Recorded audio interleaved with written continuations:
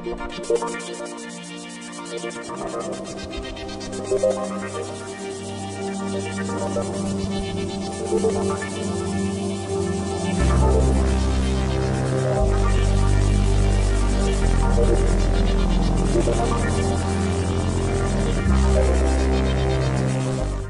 the infamous Illuminati to the modern Freemasons, the world is fascinated with secret societies. Tales of child sacrifice, world domination, and dark dealings with extraterrestrials are all paraded before us as truth. From angels and demons to the Da Vinci Code, one author at least has made an incredible living out of the whole world of conspiracies.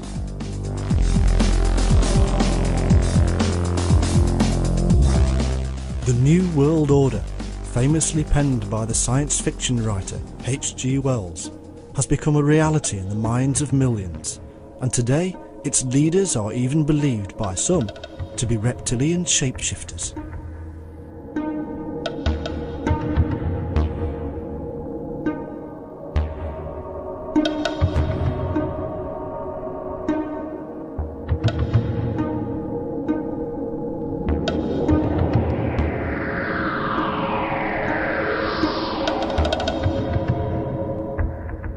The massive amounts of information set before us now on the World Wide Web may be spreading further and faster than ever before, but the belief in a powerful and secret ruling elite is nothing new. In fact, secret societies have been around almost as long as man.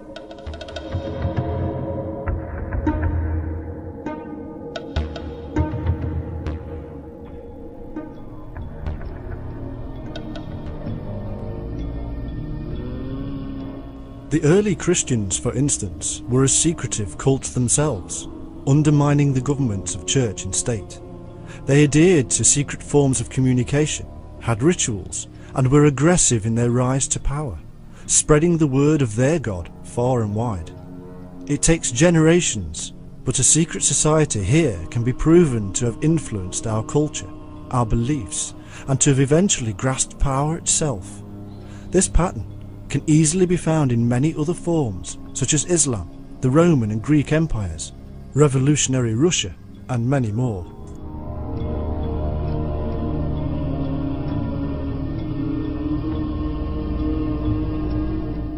In order for us to truly comprehend the whole picture, we have to stand back from history, religion, and political beliefs.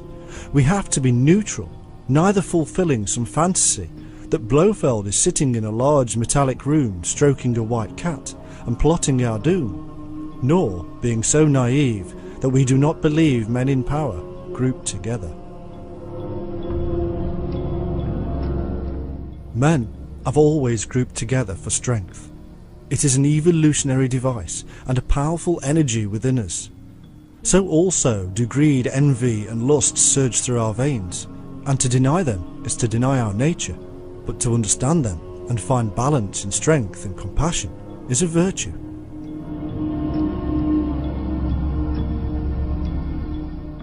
One of the most confusing elements for any researcher coming to the world of secret societies afresh is the dualism they discover.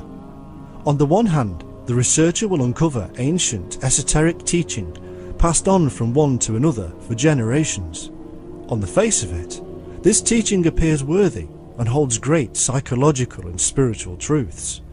But then we also find that these secret societies have also been implicated in some bloody and awful periods in human history. We appear to have found a paradox, and splits then occur, not just within the societies themselves, but in those researching them.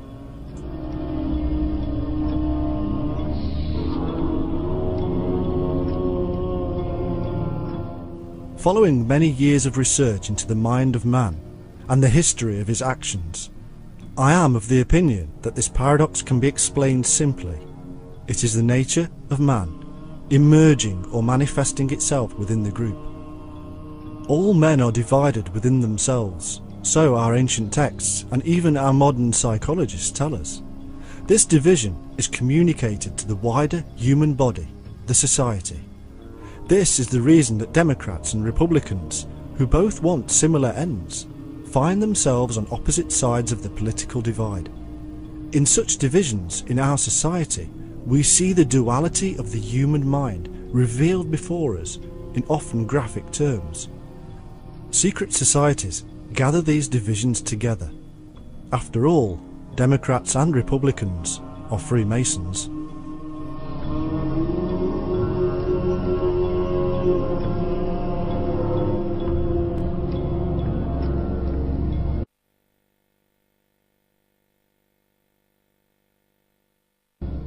Secret societies are no different to any other group in our world.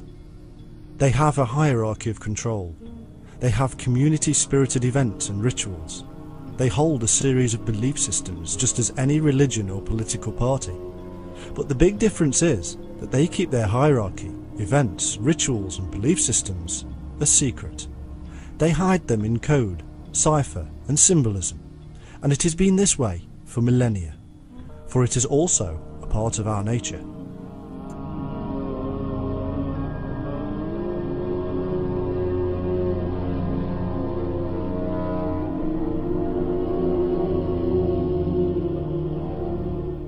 This is the true power base of the world's secret societies, that they understand our nature, our minds, our yearnings, and they utilise this knowledge for whatever ends they currently see fit, just as any good religion or government has done for centuries.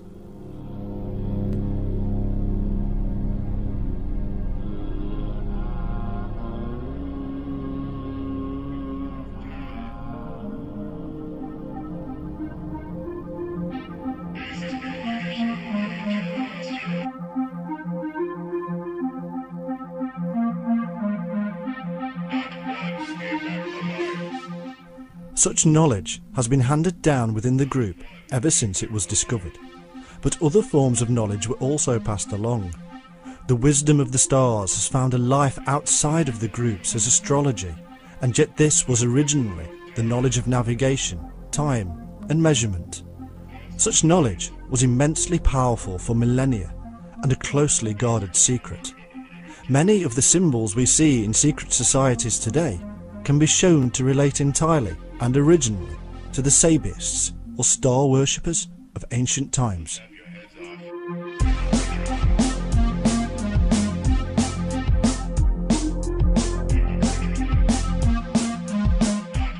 It was the stars and planets that guided them safely to wherever they needed to go. It was the sun that gave them day, and the moon lit up the night. By knowing the progress and position of the heavenly bodies, man could measure time and distance. To ages that did not have the clock, satellite guidance systems and cheap flights, these were matters of survival, and because of this, they were jealously guarded and secret groups emerged.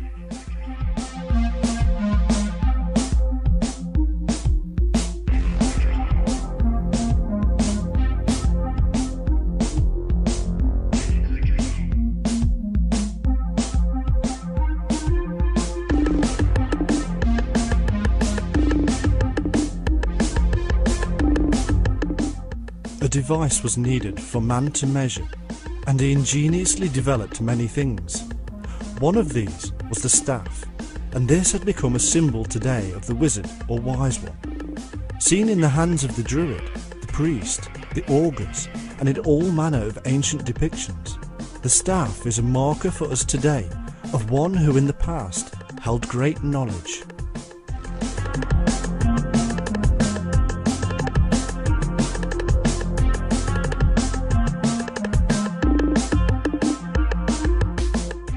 Such knowledge was in the hands of those who researched it, discussed it, and tested it. These were people in ancient times who needed time to consider these things. They needed to be free of the usual day-to-day act of surviving, and so they were special people, set apart from society as a whole and housed in comfortable surroundings. The life of the community depended on these shaman and wise ones. These were the priests, casting their gaze towards the heavens, predicting events, guiding the people. For they had the knowledge of the heavenly host. They communicated with the messengers of the gods, the angels, or even our ancestors.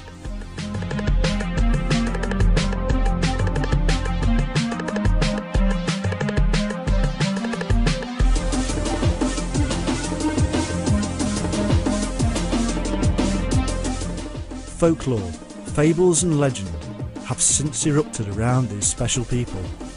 Today, we can believe almost anything is true of them, rather than see the basic physical realities of life. The truth is that these early people were very clever and very in tune with nature and its measured cycles. Their knowledge was so powerful that tribes would often fight to steal one another's holy men.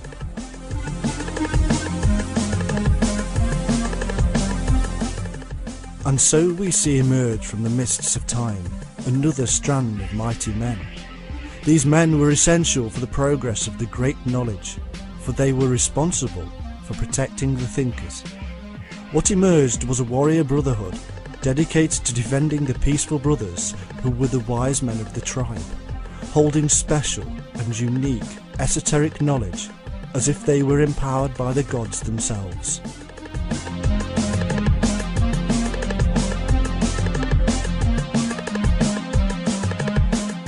Yet again, around this warrior brotherhood would wind the serpentine spiral of symbolism, which in later years would hide their true purpose. The eventual knowledge of these groups would be deemed sacred and protected. Whether it was practical methods of survival, navigation, measurement, or psychological and spiritual inner wisdom, it would become the ground plan for future secret societies, and as populations grew, it would bestow great power and danger upon them.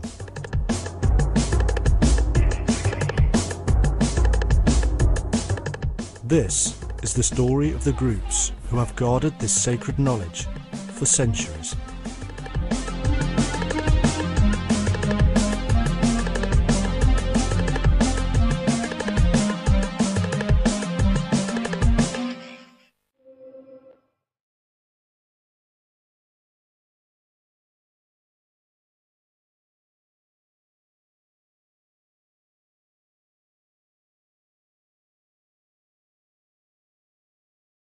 From ancient times, there have been tribal priests and warrior elites to protect them and the people in general. In Persia, the Magi watched the stars and worshipped the sun, just as in Europe the Druids were the wise priests. In Egypt, Greece, Rome, India, and almost anywhere else we can imagine, the same process is to be found. A priest worshipping, mapping and measuring via the heavenly host, and a warrior class offering protection.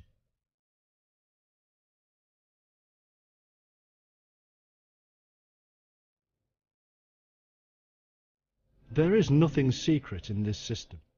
It has been in existence for an awfully long time, but it is secretive. The priesthood enacted strange and powerful rituals that were strange and peculiar because nobody else was allowed to understand what they were doing. Garbed in myriad symbols, the holy men and women were magical walking talismans, building and maintaining massive power bases. As their strength grew, so too did their warrior brethren, and as time moved on, their symbols became more and more obscure.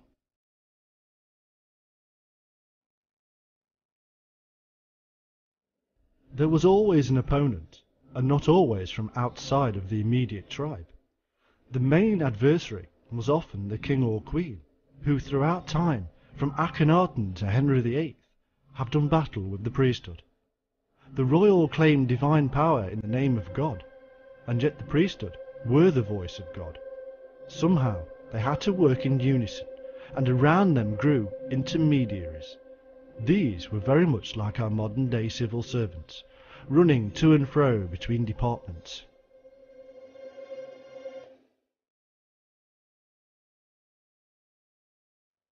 These civil servants eventually became more and more powerful in themselves, because they had knowledge from both sides and could easily manipulate the events of state.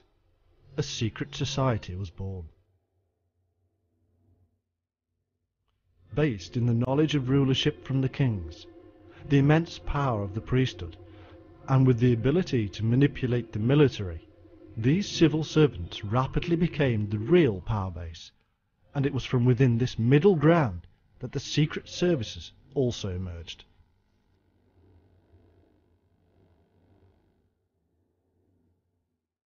Gods came and went. Kings and lineages died out. Political leaders are voted into and out of office. But the civil service always remains, with their very own bloodlines continuing the family business. The pattern of rule the world over is little different to this triple-headed monster.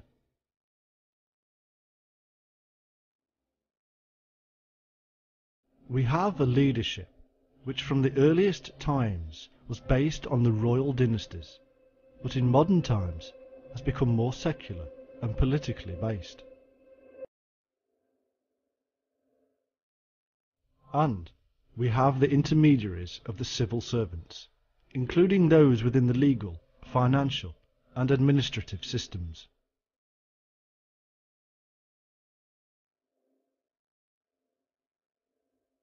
Somehow, all of these elements had to work together. Somehow, a common ground had to be found, and it was.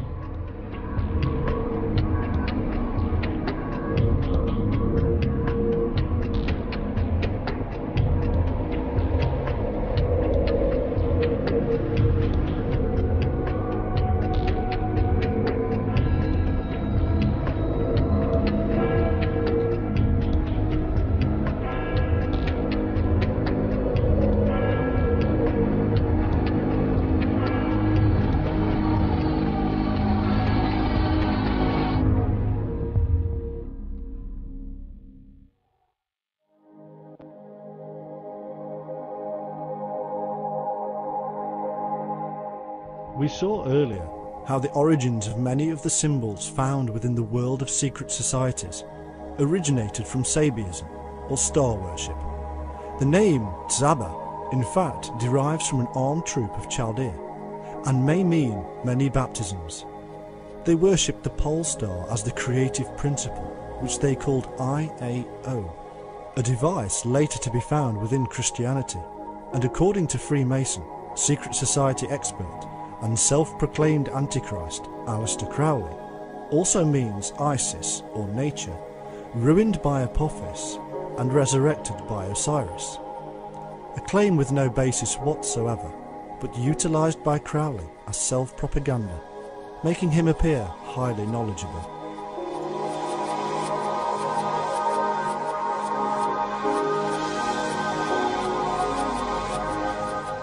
From this very early time, the worship of the stars was akin to and mingled with nature worship. As part of this, rocks and stones were worshipped and used as both products of the Earth Mother and as gifts from the skies as meteorites. The altar stone, the column, the pedestal were all forms of the divine, and eventually large Bethels, or houses of God, were erected across the world, tapping the divine energy.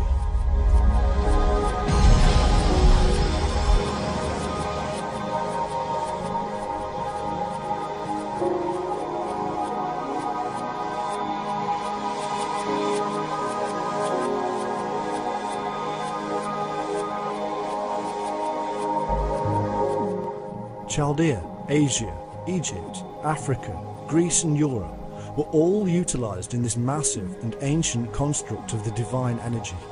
Smaller rocks or meteorites were fashioned into the images of the gods and were known as the Kabiri, the wandering gods.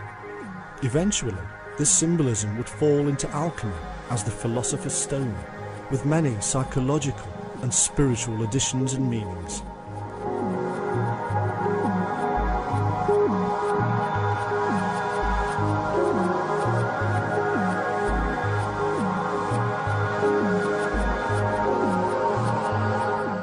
All these gods were in truth representations of the god of light, known from the Egyptian priest to the Druid, and which later became Lucifer, the fallen meteoric angel of light himself.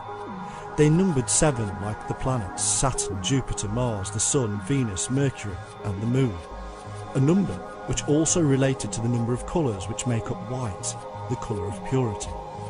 Little wonder that the number 7 should become immensely important to later adherents of the arcane.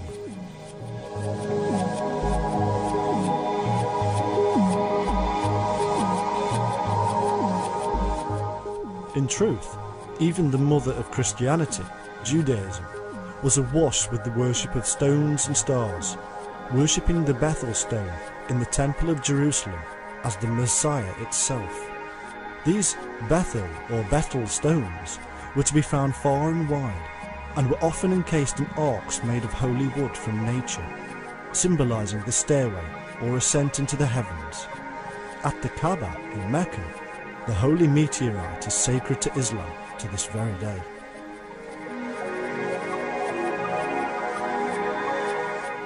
The spread of Sabiism was so successful that traces of it can still be found within modern secret orders.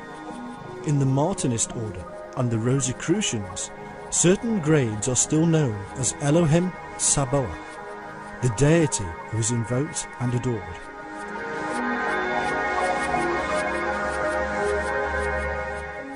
The adherent says, "I am the soul of fire, pouring forth its beams upon the lower world, life-giving, light-producing." In fact, in their magical ceremonies, all modern secret occult orders are said to awaken and reawaken powers by means of invoking planetary and elemental spirits, using potent divine and secret names.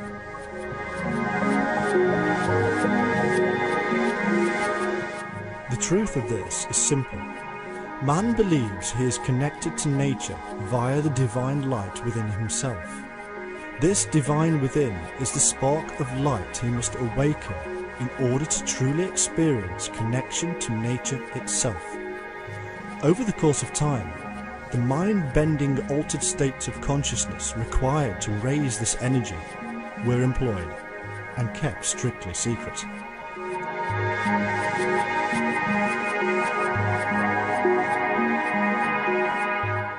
As one Rosicrucian and Freemason put it, "There is in nature one most potent force, by means of which a single person who would possess himself of it, and know how to direct it, could revolutionize and change the whole face of the world. This force was known to the ancients, and the secret is possessed by the secret schools of the present day. It is a universal agent, whose supreme law is equilibrium, and whereby, if science can but learn how to control it, it will be possible to send a thought in an instant around the world, to heal or slay at a distance, to give our words universal success, and to make them reverberate everywhere."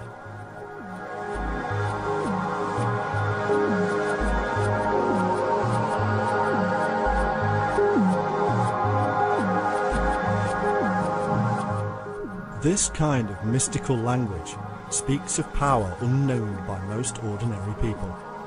It has been used and abused to entice people into the fold and to control them for millennia. The physical actions required to attain this so-called special power reveal simple hallucination and drug-induced trance states, not physical and scientifically provable natural phenomena. It is a control of the mind, and subtle suggestion to the initiate reinforces beliefs in hidden secret Tibetan masters or great white brotherhoods.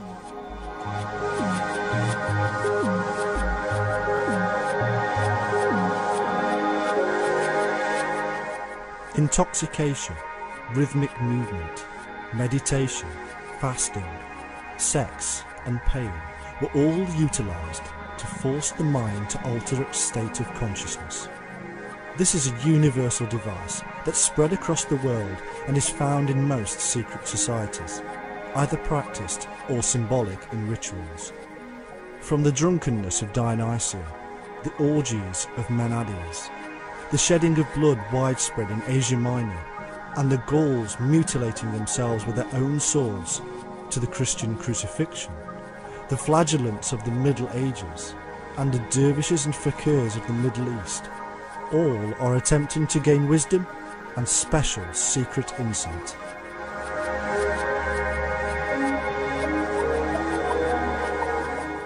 It seems that nobody was free of this mystical mind-bending attempt to become one with God.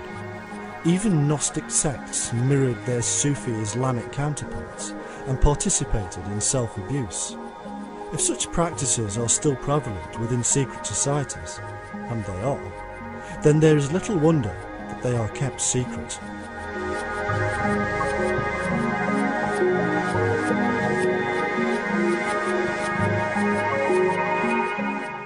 Incredible ceremonies can be found in the mysteries of Eleusis, the esoteric, secretive world of the Greeks.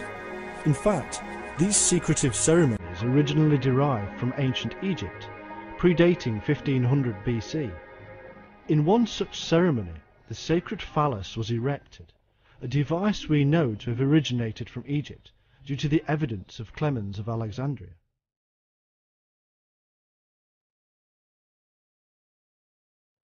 The phallus represented the virile part of Osiris, which was cast into the Nile by Typhon, and to which Isis ordered sacrifices and offerings.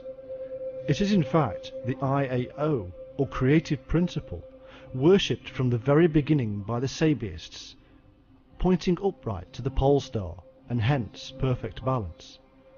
The phallus was a stone, seen in India as the Shiva Linga, or stone of Shiva. It was yet another representation of the stone of the philosophers, to rise again like the phoenix of the alchemists. Shiva, Osiris, or whatever we humans call it, we are in fact still talking about nature and the fallen heavenly light.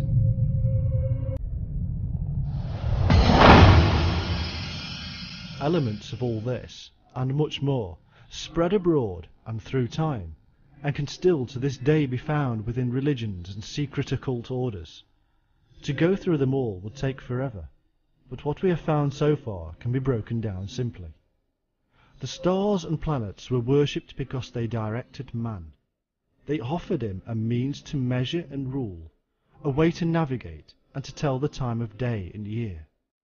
This heavenly process gave rise to the tales of Osiris and Isis, and much more. The sun and the moon and the cycle of life measured out by the gods. This powerful knowledge was jealously guarded.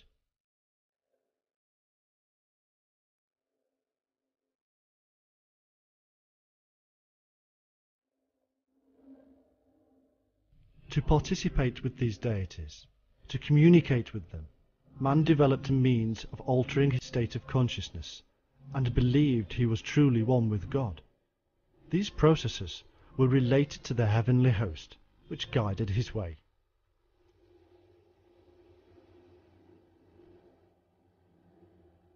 The priesthood, who understood and developed this knowledge, were powerful, but required protection, and so elite warriors were developed and fostered.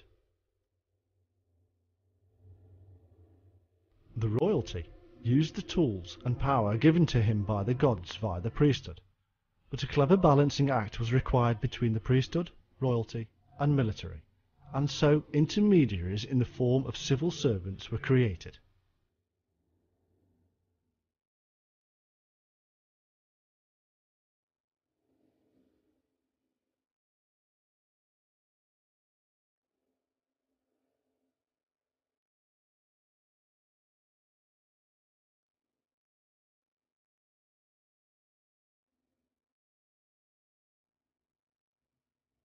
These civil servants now had all the knowledge of the kings and priests, and could manipulate the military.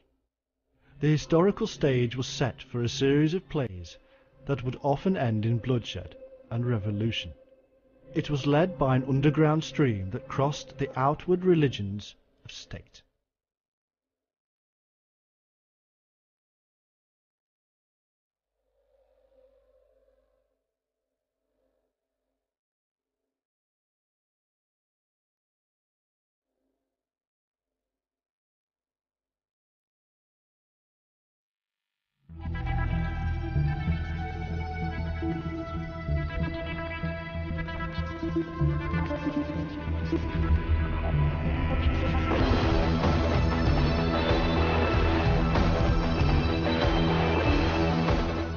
Sufi mystics wearing white and adorned with beards of wisdom matched their brothers in the Judaic Essene, the Druids of Europe, and later the Cistercians of Christianity. Each one sought out the divine light within, whether under the colour of Islam, Christianity, gnosis or paganism, terms that are often more modern than not. Each one held sacred the light of the divine and utilised methods of raising the energy of light within themselves, which they symbolised with the serpent. And each one had a knowledge of the stars, navigation, measurement, and held sacred rocks and stones.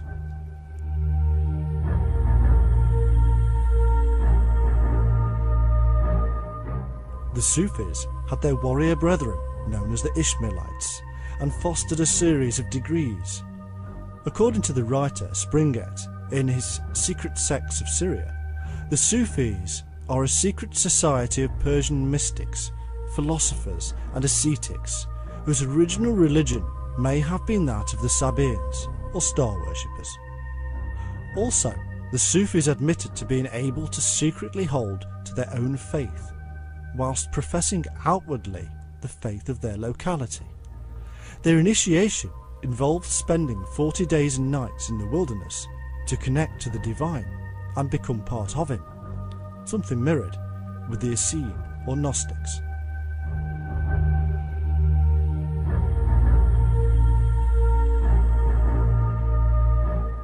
The Essene, or early Gnostics, worshipped the heavenly host and were protected by the Chassidians, an elite fighting force known as the Knights of the Temple.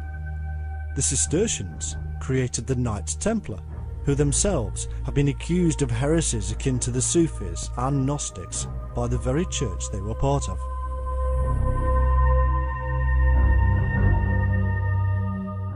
All these groups and more, such as those of India, meet within a framework I myself was informed of by a man known to me only as Brother Juan, and who claimed to be a member of an underground stream that knew no boundaries of religion and state.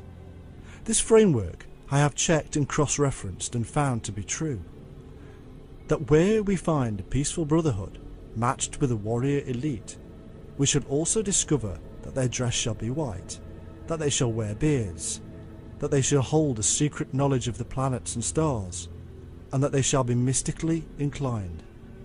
These, I was told, would be the clues to the outward elements of the sacred underground stream that still exists to this day, and that influence society on levels we can only guess at.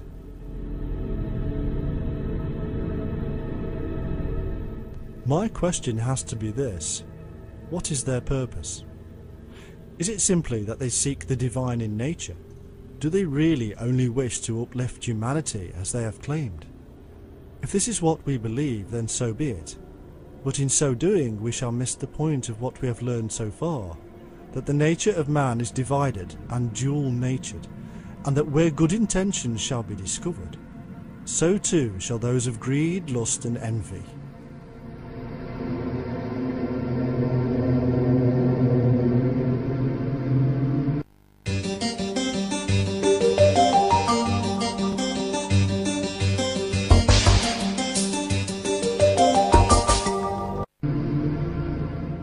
History tells us that Sabiism spread across the Middle East, taking with it concepts of the divine light within man himself.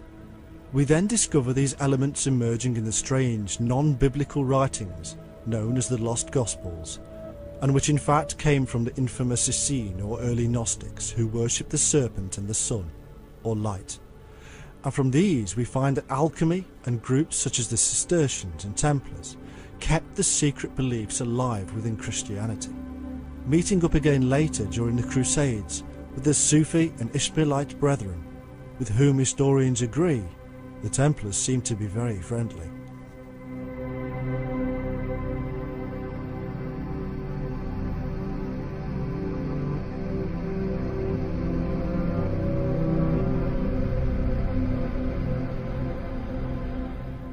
What happens next? Alchemists appear to aid in the forming of secret occult orders, and the Freemasons, Illuminati, and various other secret societies emerge with strangely the exact same principles at heart as our early Sabiists. If one were to draw a line through history to connect influences, then my line would certainly have to seek out these various so-called separate groups. for it is also from within these self-same groups that truly amazing discoveries are made of new lands and coded maps emerge, utilising the images of solar worship and serpents.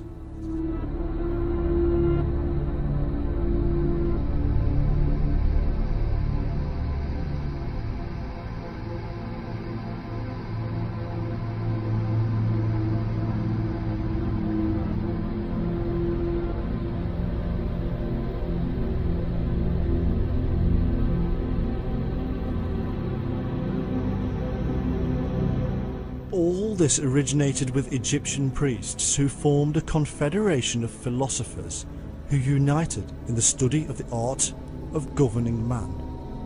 The knowledge of the Egyptian priesthood was truly immense.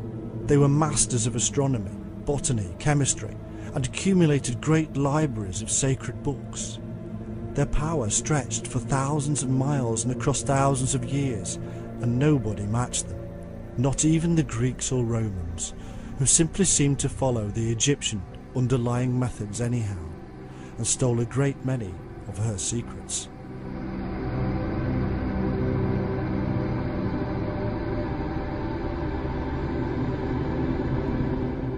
Almost all the mysteries can be traced back to Egypt, where the initiate into the temple underwent similar processes as modern occult secret societies. First they were subjected to horrifying trials by darkness, fire and water, long fasts and trance-induced visions. If they survived and remained sane, then they were admitted into the priesthood. Hallucination was paramount in their work, using opium, datura, henbane, hashish, cinnamon and laurel to form vapours which caused frenzy in the initiate.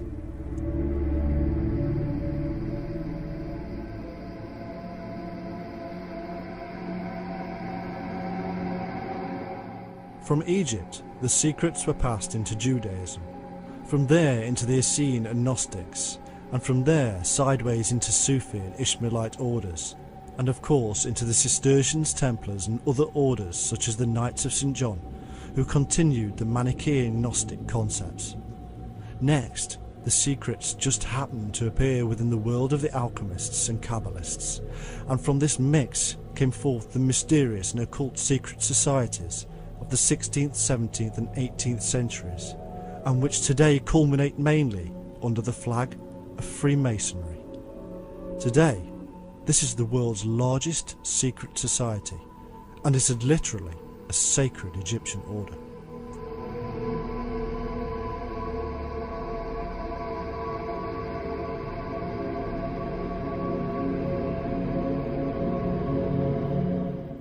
Whether we look at the Golden Dawn, the Rosicrucians, or even the infamous Illuminati, we find that they all revolve around the Freemasons.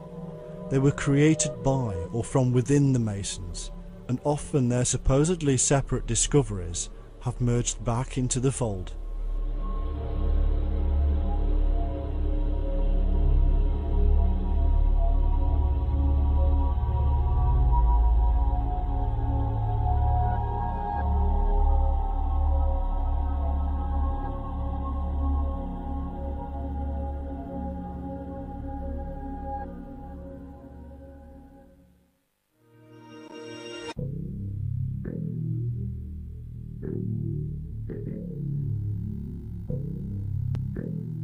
And so, we have a modern, worldwide secretive brotherhood, outwardly claiming fraternity and equality, being the culmination of millennia of mystery traditions and vague to say the least about its own origins.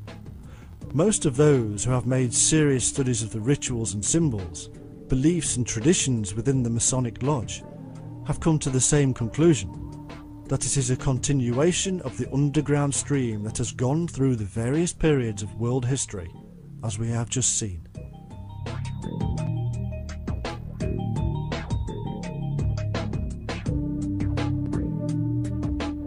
It all began in the knowledge of the heavens and the mind of man. It all revolved around strength, and so our question has to be today: what is the true purpose of the modern elite within the Brotherhood? Is it truly one of charitable works? Yes. Does it still maintain ideas about reaching the divine in balance and wisdom? Yes. Is it an organisation seeking influence and power? Yes. Has it been involved with revolution and scandal? Yes.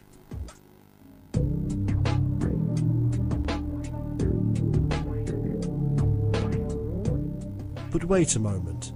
Surely, if Freemasonry were truly a continuation of the ancient secretive occult groups, then somewhere hidden within its folds would be the Illuminati, or the illumination of the self.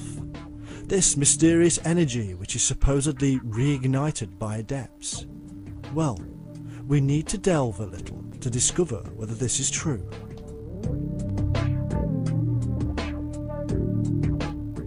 In 1722, a remarkable book called Long Livers by Robert Sambers was released.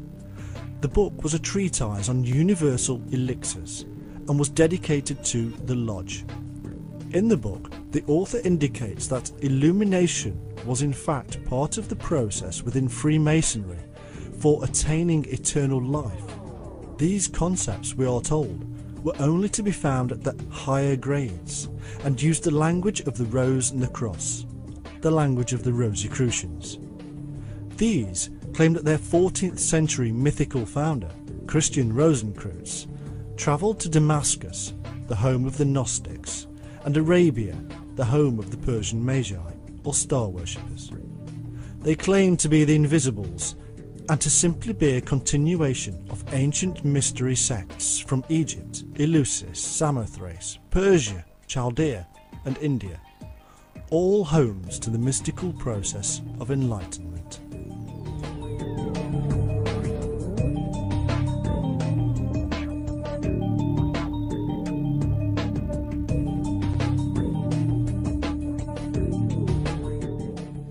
To the realist, or the man who maintains a classical Newtonian world of physical truths, these concepts of achieving enlightenment through drug or physically induced methods can seem quite mad.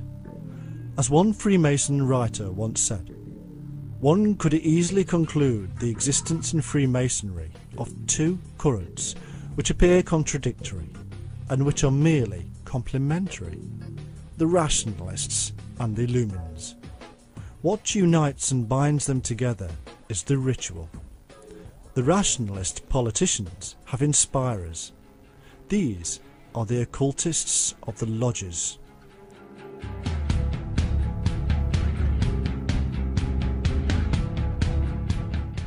And so we are told that Freemasonry is quite aware of these two worlds, the logical, political and protective world of the ordinary Mason, and the inner sanctum and spiritual world of the mystic.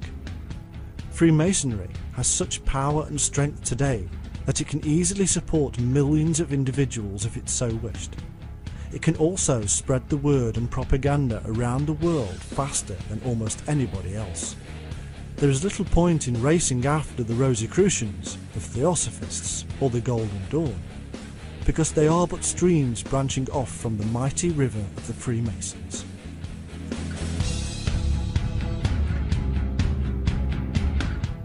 One proof of this statement can easily be found when we take a look at Theosophists. In an article entitled The Anatomy of Revolution by Dargon, we find the following statement. The Theosophical Society was founded by Madame Blavatsky, who was employed as an agent of the Carbonari, which she joined in 1856. The Carbonari are a branch of the Freemasons, and Blavatsky herself was an Oriental Freemason, and working for so-called hidden masters who directed her will.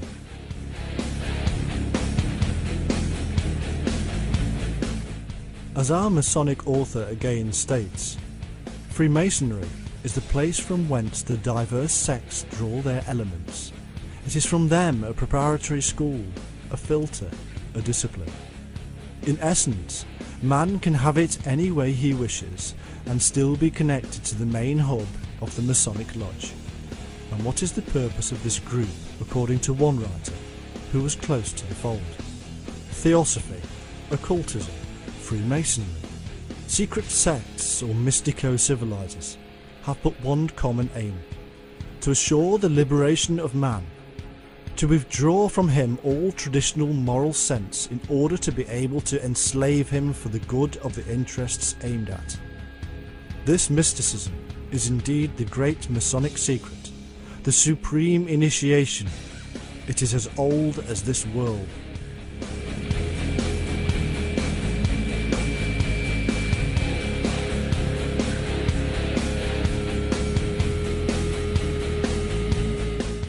In 1822, the Prime Minister of Austria addressed the Russian Emperor Alexander with the following stark warning: "These societies are a malady which eats into the social body in its noblest parts. The evil has already thrust out deep and extended roots. Europe runs a risk of succumbing to attacks upon it ceaselessly, repeated by these associations. Absolute monarchies, constitutional monarchies, republics, all are threatened by these levellers."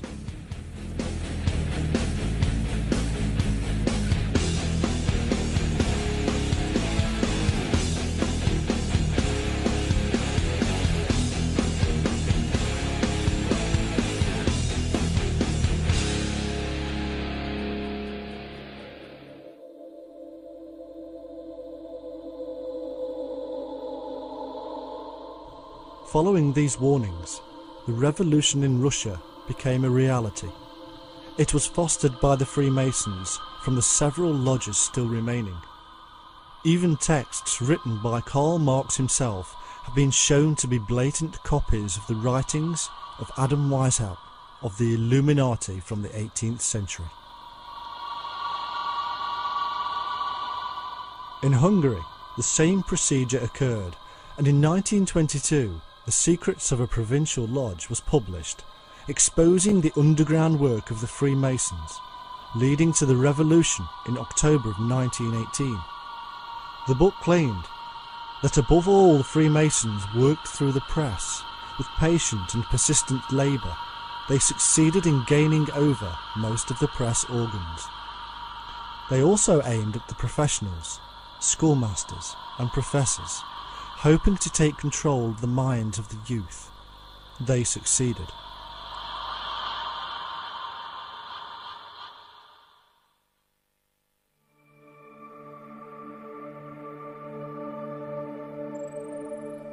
In Spain, a long effort by the Freemasons also brought revolution.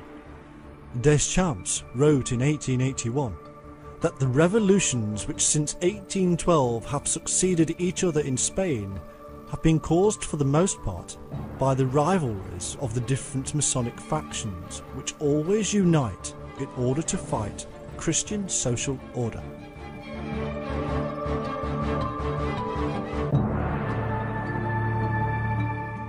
It began in 1728, when a delegation from the English Grand Master opened a lodge in Spain. By the time Charles III came to power, his own courtiers were full of Masons, and pretty soon the influence over the government itself was like a stranglehold. By 1766, they had managed to drive their hated enemies, the Jesuits, out of the country. By 1812, the Catholic, a royal power base of Spain, had become servile to the people, with real power being held by the Cortes of Cadiz, a Freemason constitutional government. By 1830, Freemasons held almost all positions of power, including over 5,000 officers in the military, and by 1868 they had created revolution against Queen Isabella, who was deposed and fled to France.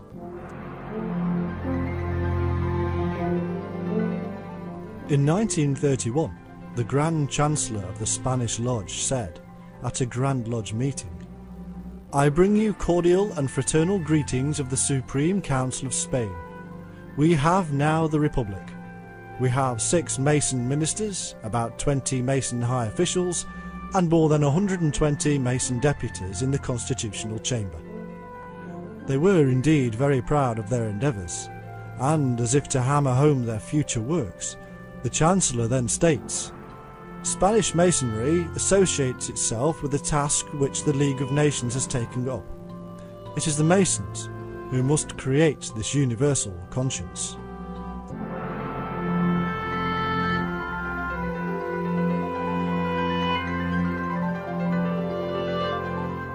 Later, the League of Nations would become the United Nations, and would itself be full of Freemasons in positions of the highest authority.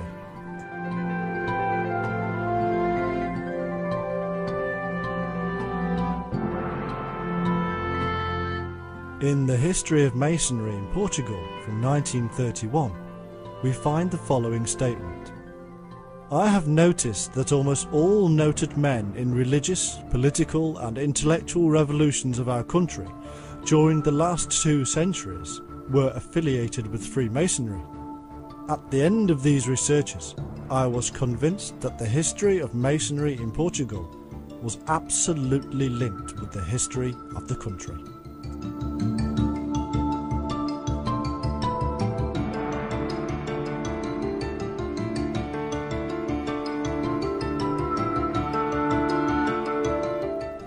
These tales of Masonic power struggles in Europe can go on and on, from Italy to France, Great Britain to Russia. For instance, in 1903, a Freemason had created the International Court of Justice. By 1917, Freemasons such as Libet and Mioni were setting up the League of Nations.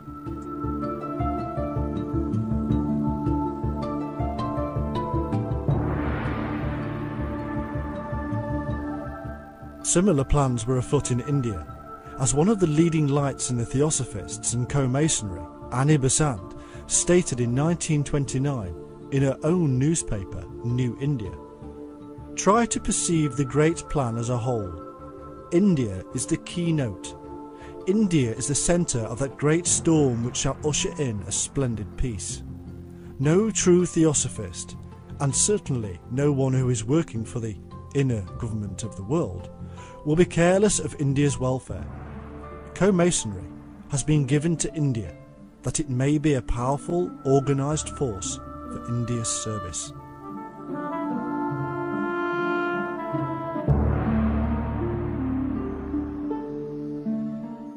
To aid in the rise of India and the expulsion of the British Empire, a secret, hereditary group of assassins known as the Thuggees were employed. These men were devoted to the goddess Kali, although the actual origin of the Thuggees is much debated. According to the historian Sleeman, it all began in the 14th century, the same period the Freemasons trace their origins to, and the same period the Knights Templar were banned. The origin, however, goes that a Thuggee saint appeared in India possessing vast sums of money. He had come from Persia, where he had been a disciple of the Old Man of the Mountain, the leader of the Ishmaelites or assassins, who themselves were friendly with the Knights Templar. Assisting the Thuggees were the peaceful fakirs, otherwise known as Sufis. The dual brotherhood, it seems, also had a hold in India, and would eventually, and with the aid of European secret societies, push the British Empire out.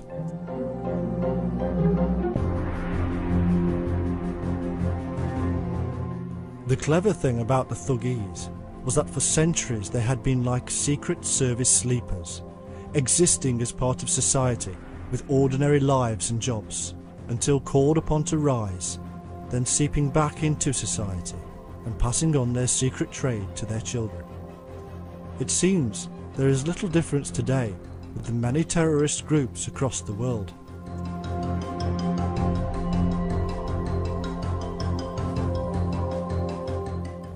And what was the Theosophists and co-Masonry's true purpose in aiding this Indian uprising? As Annie Besant herself stated, it is in shaping their aspirations toward nationhood as an integral part of the coming world empire. In short, this secret occult society would shape the opinions of the ordinary people of India in order for this socialist revolution of a new world order to come to fruition.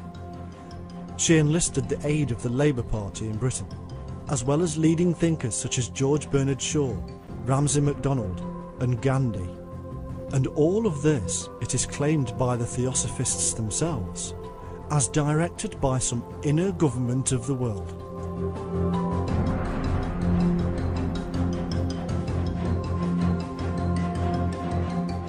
But is there a main centre to this web?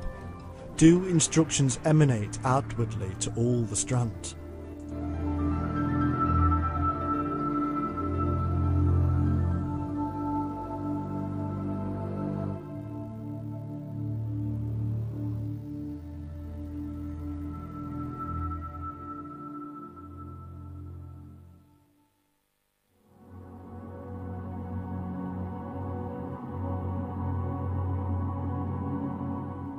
The facts are that Grand Lodges have spread into other nations and planted their systems of growth and control so successfully that the history of the world cannot be written now without their involvement.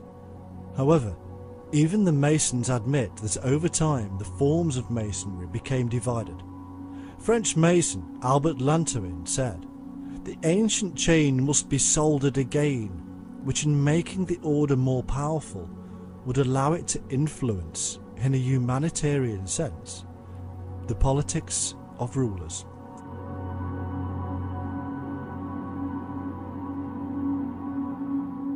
His words were taken seriously, and in Geneva 1921, the first meeting of the International Masonic Association was held. In 1922, the orator of the Grand Lodge of France at the IMA meeting stated, "My brother Masons, my hope is that Freemasonry, which has done so much for the emancipation of men, and to which history owes the national revolutions of 1789 and 1871, will also know how to make the greatest revolution, which will be the international revolution."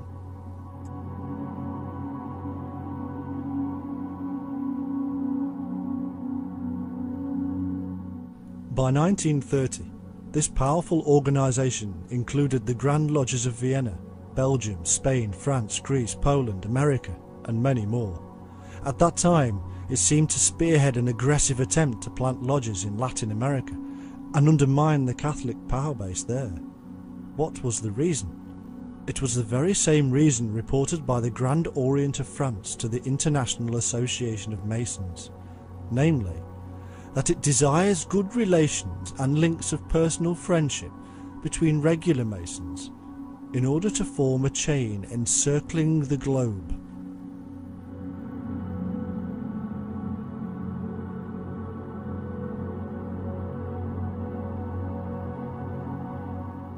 Even Islam was not free of Masonic intrigue. In Turkey, revolution was sparked by the Freemasons, who had become acquainted with the Turk militarist revolutionaries, and by 1908 they had deposed the government.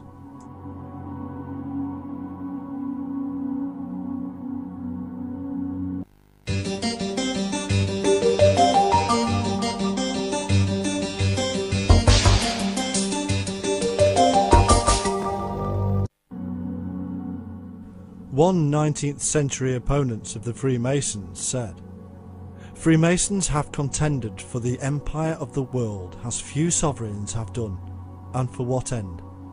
To be the point of issue of all follies and all monstrosities. The Kabbalah, magic, hermetic philosophy, communications with spirits, magnetism, theosophy, deism, atheism, physical and moral regeneration, vengeance, destruction of empires, the universal republic. If we exclude these follies, what remains? A few honest citizens playing mournfully in the chapel of the tomb of Hiram."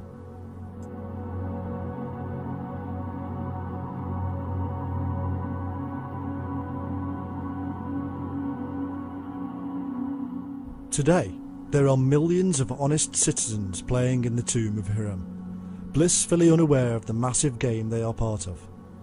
I have been asked on several occasions to join by people I respect greatly, but I always refuse because I wish to be bound by no statutes or regulations other than those from which I cannot escape.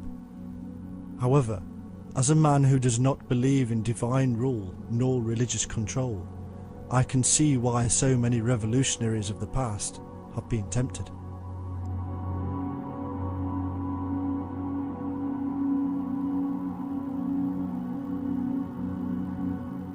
However, to my mind it is no different to Muhammad telling the slaves he would set them free, or Hitler calling his German people the chosen ones, or the Jews stating that they are the children of God. It is a divisive and destructive thing. It sets man against man. The Freemasons argue this point, claiming that they are not religious, and yet they hold dear to the grand architect of the universe, and have created rules, dogma and doctrine more fanciful than any religion I know. Freemasonry is a religion, and does believe in divinity. As the Mason expert Oswald Wirth wrote in the last century, "To become as divinity, such was the aim of the ancient mysteries. Today the program of initiation has not changed. No, to me it is another system of control, another method of power under the cloak of being yet again for the people and by the people."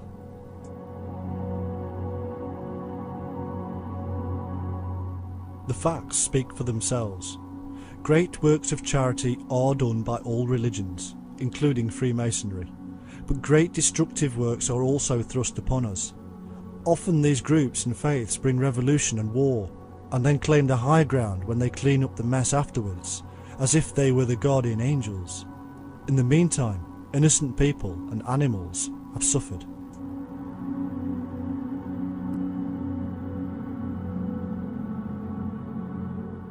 The editor of the International Review of Secret Societies in 1934 wrote, "The Mason official does not impartially fulfill his duties. He places his public authority at the service of his secret chiefs. The Mason judge is not free. He is obliged to submit to fraternal pressure." There is nothing different today. No rules or regulations given by the Grand Lodges has changed this sentiment. The laws of nations may not allow for such intrigue, but the Mason, who is the judge, political leader and company director, does not need to worry about such things. I have personally been offered help by individuals who are not only openly Freemasons, but also secretly members of certain Sicilian families. Such offers are always rejected out of hand, because it is a proven method of enticing people such as me into the fold.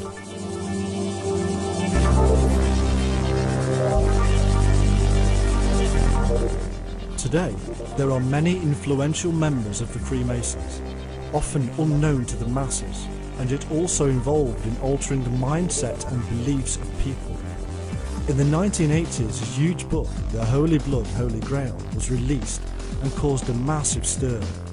Michael Bagans, one of the authors, is not only a Freemason, but edits one of their magazines. If true, the premise of the book would undermine the Catholic Church and the Christian beliefs entirely, one of the very aims of the Freemasons.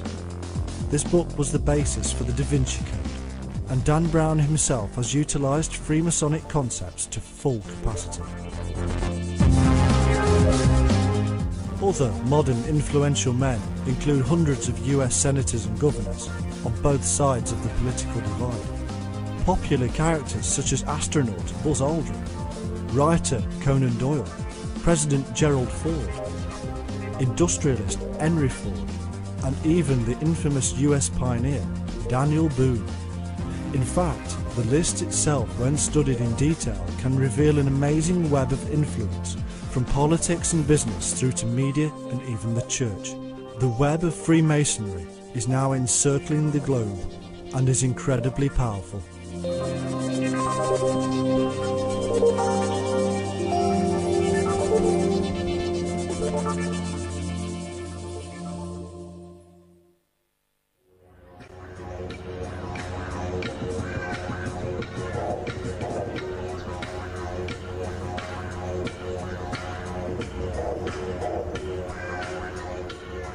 I recently visited Sydney, Australia, with the television reporter George Knapp from Las Vegas and Daniel, my Australian guide and friend.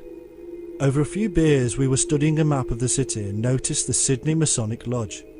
We all agreed to pay it a visit and to see if we could gain access and take a look around. We were all staggered at the immense size of the structure, looking something akin to a major world business or political institution.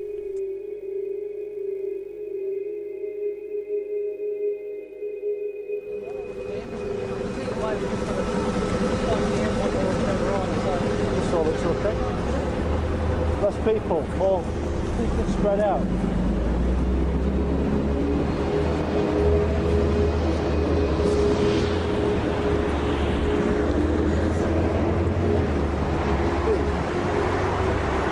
Tell me you made it. We get George.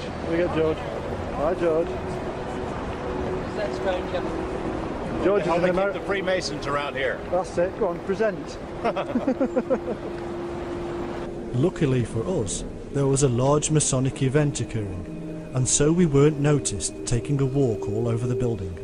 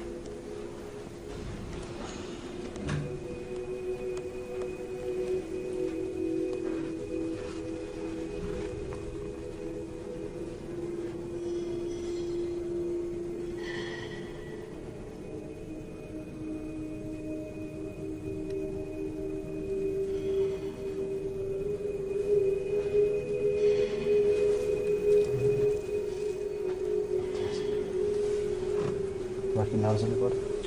Nope, the gang's not here. Oh, They just fill the wives in. And what's going on? I don't see any wives in this one. There you go. See that sort of thing? That would absolutely blow away the fundamental Christians in America. Oh, because of Pentacle? Upside down pentacle. They would absolutely go mad. Well, that's all the more reason to use that. We're going to have to go to the shop and buy some things. Next level up.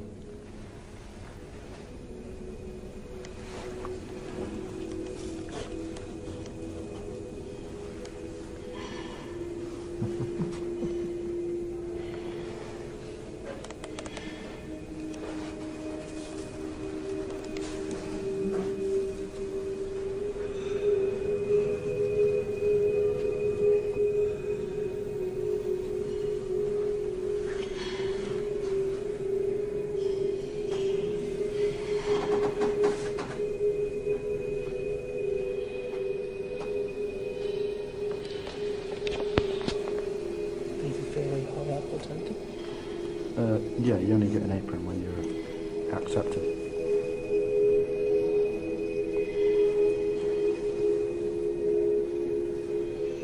Whatever.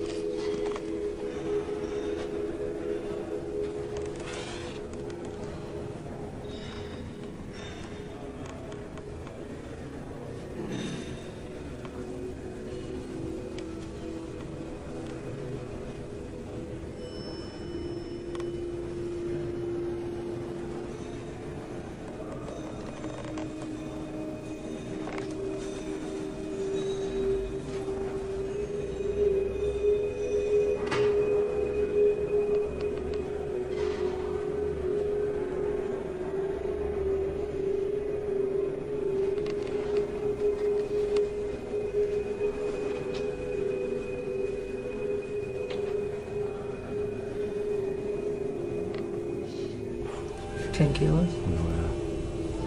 Cool, I've got one. Not as nice as that. Because Did they serve the purpose? Or was it yes, just the ritualistic. using They're using the rituals. There's hell, and this is evil.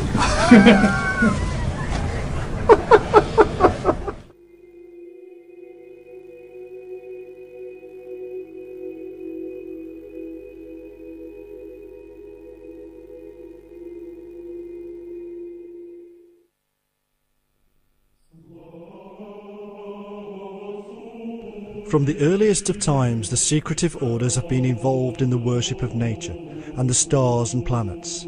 They created icons in rock and stone and claimed these to be the houses of God, or Bethels. One location made famous by the Da Vinci Code is Roslin Chapel in Edinburgh, Scotland. It is in fact a temple to nature itself, adorned with all manner of vegetation, stars, pillars, and strewn with Masonic symbolism.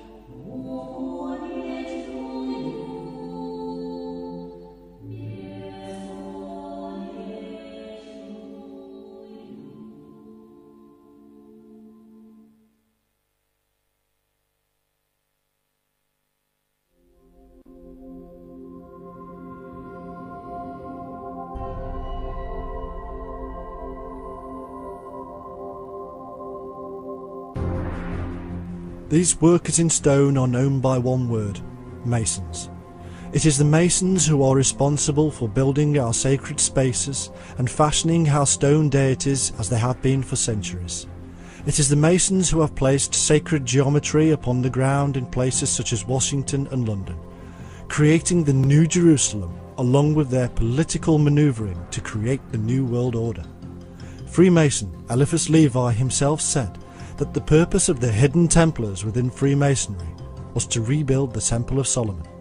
And Albert Pike, another Freemason, said the same thing, and pointed out that the hidden order survived under various names throughout time, governed by the unknown chiefs to bring to fruition the New World Order, overthrowing throne and altar.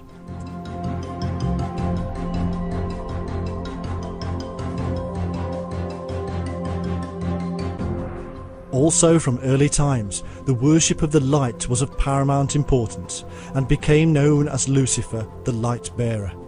Lucifer is, as many Masons themselves have stated, a hidden Freemasonic symbol, representation of the inner light or wisdom they wish to attain.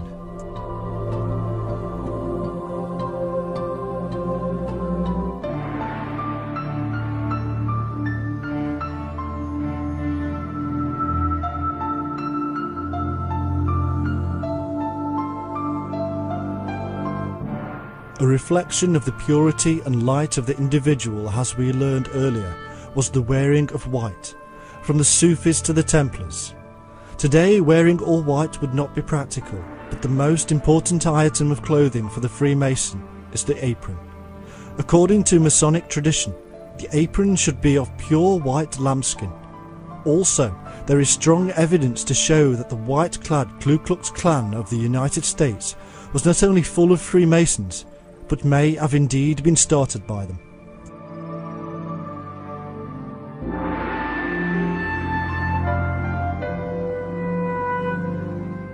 As for beards, well, the very first degree of the Freemasons tells us that the precious anointing oil ran down from the head to the beard, even Aaron's beard, and that this oil was used for burning to reveal the light. The beard, we are told, should be a symbol of true wisdom, from the light within, and even the high priest Aaron was to receive this wisdom. Later, in medieval times, it was only the master mason who could sport a full beard, revealing his status as the wise one. According to the writer known as Dargon, in The Patriot of 1922, here we must note that there has always been among the arcane societies a dual movement, on the one hand mystical, on the other political. Such esoteric bodies as the Fraternity of the Rosy Cross, the Martinists, the Swedenborgians and Theosophists have consisted, no doubt largely, of harmless enthusiasts to whom mysticism or magic appealed, but they have also been used as the cover for political intrigue and as a net wherein to catch, test and select persons who could be used for subversive ends.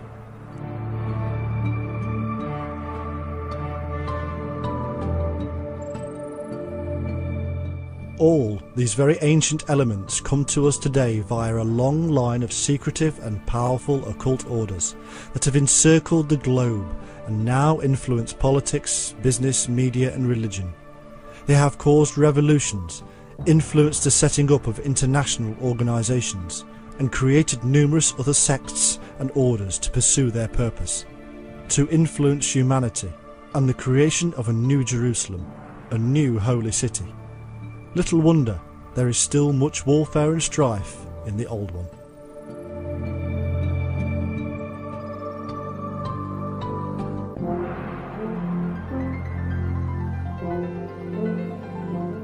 The long line of the secret unseen hand is quite clearly alive and very, very powerful to this day, deep within the brotherhood we know as the Freemasons. These brotherhoods do not care what state you are from. They do not care what religion you are. They work under the auspices of a Supreme Father, the Grand Architect. It is a unifying creed, a utopian ideal that is detested by fundamentalists across the world.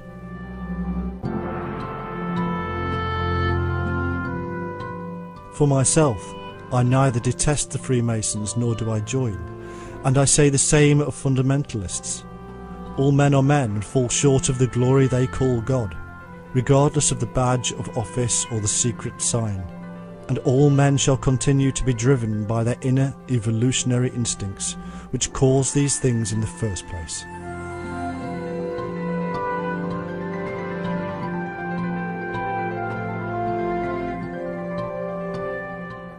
The difficulty comes when we have to decide who do we believe. Should I defend the traditional values of church, state or royal lineage? Or should I side with the revolutionary factions and support a new world order of socialism? The fact is, the choices are already made, and we, the masses, will be manipulated once again to march off on a holy crusade, just as we have for countless generations, marching to the beat of the ruler's drum.